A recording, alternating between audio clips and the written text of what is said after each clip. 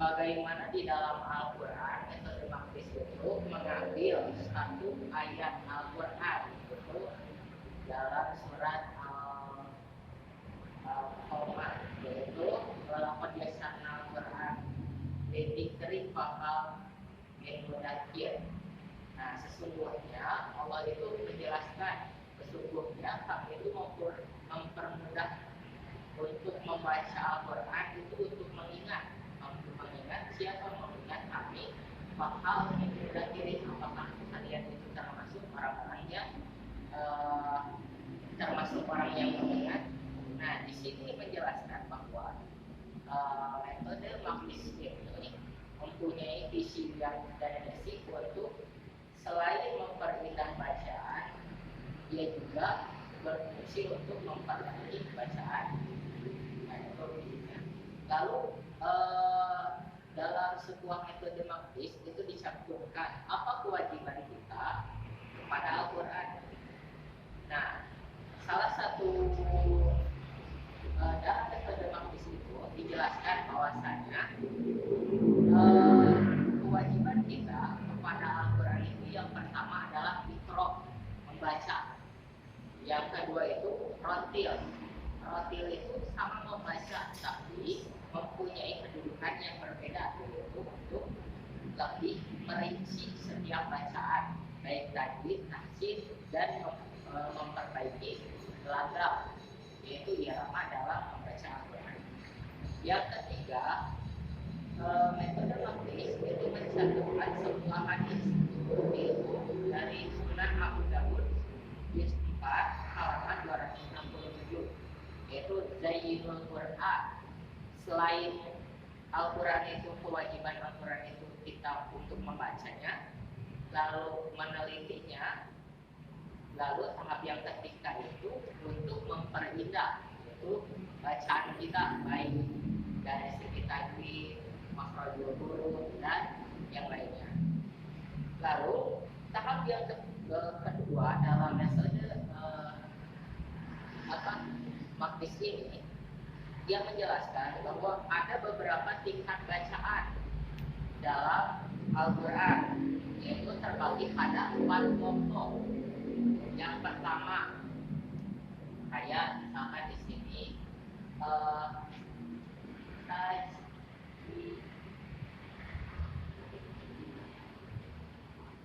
tajwidnya bagus. Jadi untuk yang pertama ini kedudukan yang paling tinggi, yaitu tajwidnya bagus, irama bagus. Jadi yang pertama ini merupakan kedudukan yang paling tinggi. Karena apa? Tajwid itu, pembelajaran itu tidak semudah yang kita kira, seperti hukum hikmah, hukum dan sebagainya. Dan itu pun perlu dalam proses, yaitu belajar secara metode dan belajar secara praktek. Lalu irama, tidak semua orang mempunyai irama bagus.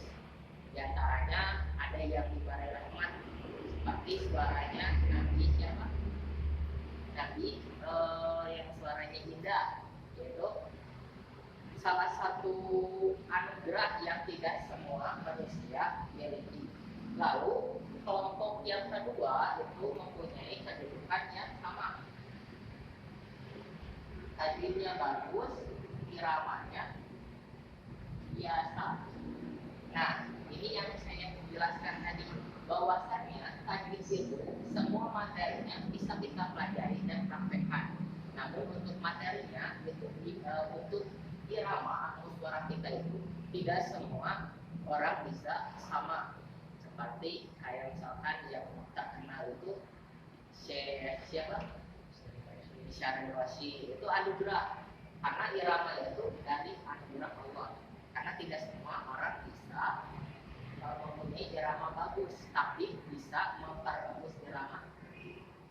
Nah, yang ketiga, kedua kelompok yang di atas itu mempunyai usaha untuk memperbaiki diri. Namun yang ketiga ini tidak mempunyai keinginan untuk memperbaiki diri, yaitu tajwidnya jelek.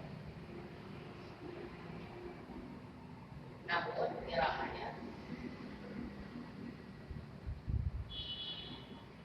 nah ini berkaitan dengan yang kedua. Irama itu anugerah karena setiap orang bisa mengiramakan, yaitu seperti orang nyanyi. Nyanyi itu ada yang suaranya bagus, ada yang jelek. Nah, jadi orang suka nyanyi istilahnya. Dia mempunyai iramanya bagus, tapi ilmu dalam nada notnya itu rusak, yaitu di dalam tekniknya. Dia tidak ingin belajar nada itu ketentuan dalam membaca Al-Quran. Lalu yang ketiga ini lebih parah lagi, yaitu tajwidnya jelek, iramanya jelek. Orang ini tidak mempunyai usaha dan tidak ingin berusaha untuk menjadi lebih baik, karena seperti yang telah dijelaskan bahwasanya selain rotil itu kalimat rotil ini berfungsi pada tajwid.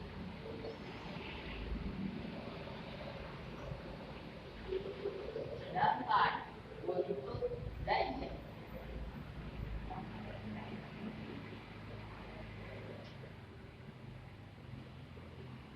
daya itu untuk irama dan ikro.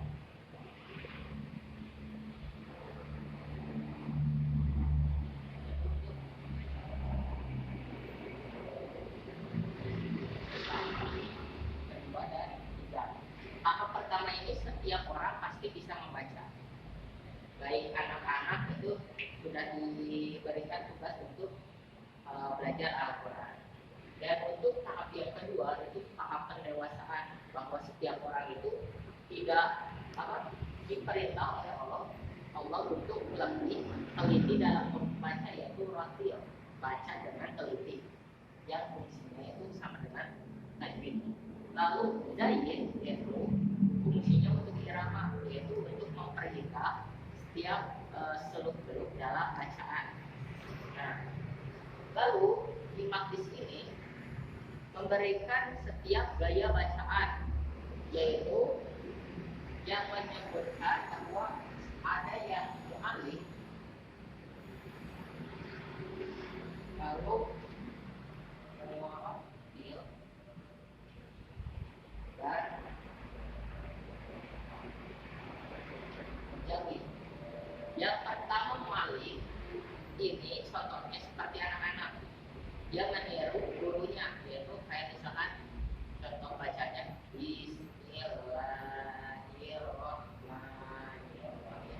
Lalu yang kedua yaitu murotal. Murotal itu setiap orang yang mengikuti qiraah yang dibacakan oleh seorang syekh, seperti Syekh Rosi, Abdul Rahman Al-Ausi dan sebagainya. Itu kita mendengar dan meniru apa yang beliau bacakan. Lalu mujawid itu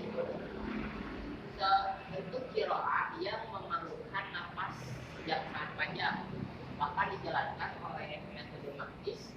Saking panjangnya nafas sehingga orang yang berkulit putih itu menjadi merah karena menahan nafas yang sangat panjang. Nah, misalkan Bismillahirrahmanirrahim, kayak gitu, tapi panjangnya. Untuk makdis itu ada beberapa pelajaran, yaitu tentang irama, dan iramanya itu mempunyai 7 macam, yaitu bayati, soba, hijaz, terus iharka, nihawat, rosa, dan syika. Lalu pada pembahasan yang berikutnya, metode makdis itu memberikan suatu penjelasan, yaitu dalam pembacaan Al-Quran itu ada beberapa jenis, yaitu ada yang kesalahannya jali yang merubah makna, dan bawdi yang tidak merubah makna tapi merusak bacaan. Kalau jali itu kayak misalkan kayak cari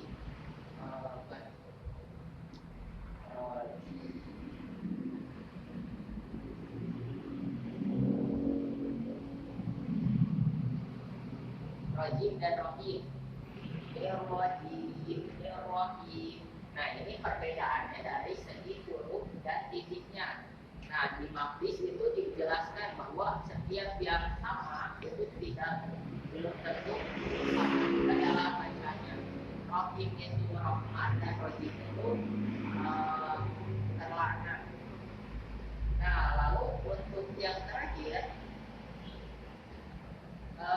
maqdis itu mempunyai 7 jurus, yaitu dia menjelaskan bahwa beberapa jurus untuk dapat atau sebagai dasar dalam membaca Al-Quran. Yaitu yang pertama itu ada ihadun aja, yaitu bentuk segi matoni. Lalu lamain aja, dan ada lamakan aja, itu jurus yang ketiga. Lalu jurus yang keempat abaikan aja. Yang kelima itu kita lama. Lalu yang ke-7 ada bukain aja, terus tarikin aja, terus lalu yang ke-7 ini ada majuin aja. Nah, itu setiap jurus yang disatukan oleh metode maqdis. Sekian dari saya, ditutup dengan doa Rabbana atina fid dunya hasanah wa fil akhirati